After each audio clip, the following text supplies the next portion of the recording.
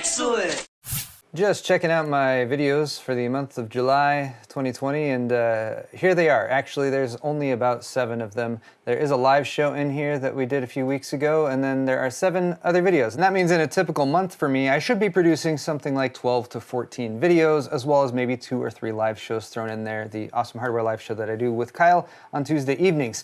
The conclusion is that I need to post more videos, which is why I'm making this video talking about making videos. But my regular time for testing, benchmarking, and that sort of thing, which I consider to be sort of the behind-the-scenes work to make quality content, is very limited right now. So I'm going to be testing a few different video formats in the next week or 2 to see if I can produce some more content in a more limited amount of time. Today, we're doing a personal update. So this video is supposed to be about how I'm doing, but I want to ask how you guys are doing. Are you holding up okay? Are you getting by? Are you taking some time for yourself? The fact is, right now, a lot of people are probably going through one of the most difficult times in their lives, and that's going to vary from person to person. Some people are having a little bit easier time of it right now than others, but as I was writing up the outline for this video in particular, that was a thought that occurred to me. I am dealing with some challenges, some personal difficulties right now, but we are by no means in a dire circumstance compared to a lot of people out there. So everything's relative, and my heart goes out to anyone who is truly suffering right now. If you have any relatives who have gotten sick, if you're having financial difficulties, or anything else that might be keeping you down right now, I hope things get better for you, honestly and sincerely. For me personally, the reason I don't have very much time to work on video content is because I've been spending the vast majority of my time looking after my daughter Hannah.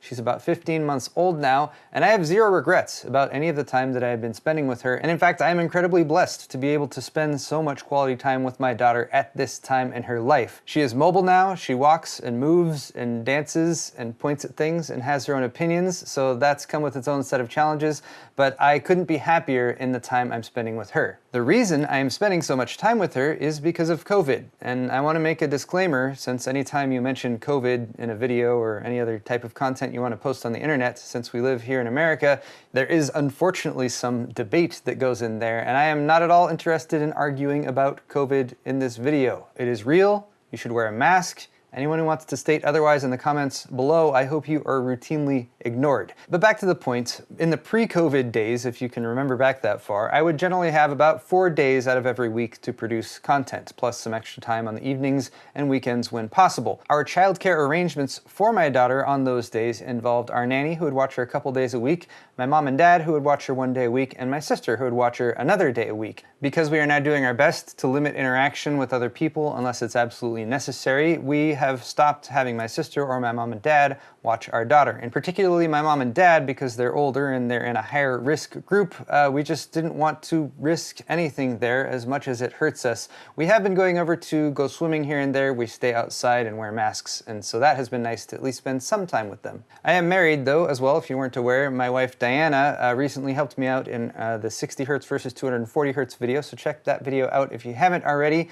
But she works from home. Fortunately, her job was able to transition to full-time work from home, but that takes a lot of her time, pretty much 40 hours a week and more. And that's pretty much it. We stay very busy with our spare time on nights and weekends, generally being used to clean and organize, take care of important tasks like paying taxes at the last possible second, and occasionally even getting a little bit of a family outing in here and there. But honestly, whenever we do that, everything else at home piles up, so just staying on top of the basics has kept us busy. I did mention we have a nanny for our daughter, and she was previously working 2 days a week, but we've recently just bumped her up to 3 days a week, and that gives me a little bit more time to do video work. However, there have been some recent complications. If you followed me on Twitter in the past week, I was communicating a little bit of my frustrations and my inability to get videos done because we had a bit of a COVID scare. A person close to us tested positive. Fortunately, they are doing well and they haven't had to go to the ER or anything like that. But nevertheless, it did put us into high alert mode. We had to cancel our nanny for the week and we scrambled to get tested. Fortunately, my wife and I both tested negative. Our hearts go out to anyone and everyone right now, once again, who has dealt with this disease directly, who's lost a loved one, or whose lives have been adversely affected. Please continue to take this seriously, and I really hope that there is a viable vaccine available soon, because when it comes to a light at the end of the tunnel, I think that's the light at the end of the tunnel. Now, when it comes to creating videos or making posts on social media, Twitter, and elsewhere, I have chosen to generally avoid engaging in discussion of what we'll call current events right now, whether it's politics, COVID-related stuff or elsewise.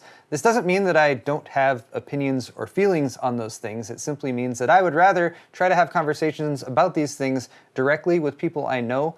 I would say face-to-face, but that's really hard with COVID going on.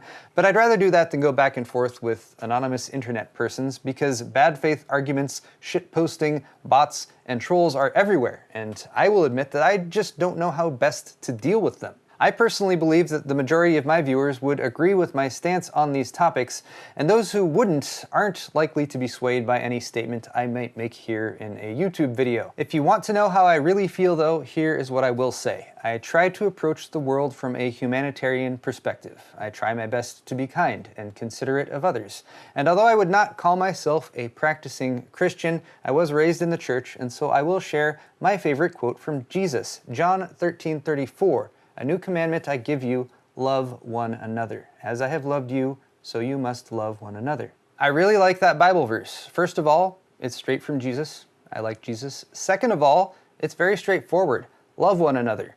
If what you're doing doesn't come from a place of loving one another, and by another, that means everyone, all other people, if you're going to make a statement publicly or have an interaction with someone or approach someone in a store or anything like that, and you're not coming from a place of love, then maybe you're not coming from the right place, and maybe you should just say nothing at all. Personally, I have been guilty of not having statements that come from a point of love, not necessarily online, but in some of my other interactions I've had with friends and family members. And I regret those actions, because as difficult as it might be in these times of chaos and uncertainty to do the right thing and to answer hate with love, we should try our best to continue to do that. And we're not going to be good at it all the time, but I think if you're trying your best to live your life by this principle, and beyond that, just trying to live a principled life in general, then the answers to those other questions about how you might be dealing with these global events should fall into place. And if that's not enough of an answer for you, I don't know what more to say. But what now? There will no doubt be some people in the comments trying to twist my words or get me to engage in some sort of arguments or make some sort of political statements, and my thoughts and prayers are with those people. Personally, we here at home are re-upping our efforts to stay healthy and minimize the risk of spreading the coronavirus. Longer term, we're looking forward to a vaccine in the future and a return to normalcy, while also bracing for perhaps a long haul to get there. For me, it's about constantly seeking balance though. Staying informed without becoming overwhelmed. Working hard while also allowing yourself time to rest and recuperate, maybe even play some games. And of course, my wife and I will be doing our best to cherish every moment of time with our daughter Hannah. So for you guys at home, don't feed the trolls. Also, don't allow the trolls to manipulate your emotions. If the goal of someone isn't to make an argument, it's just to upset you, then the best thing you can do to counter what they're trying to do is to not be upset. And that's a really, really hard thing to do when the realities of the world are so significant and consequential. So if you guys take anything from this video, it's hopefully just a few words of encouragement. And if you're out there talking with people and engaging with people, whether it's online or IRL, maybe consider offering some words of encouragement to them as well. Thank you guys so much for watching this video. I'll put a few links in the description if you're interested. Be safe, and we'll see you in the next one.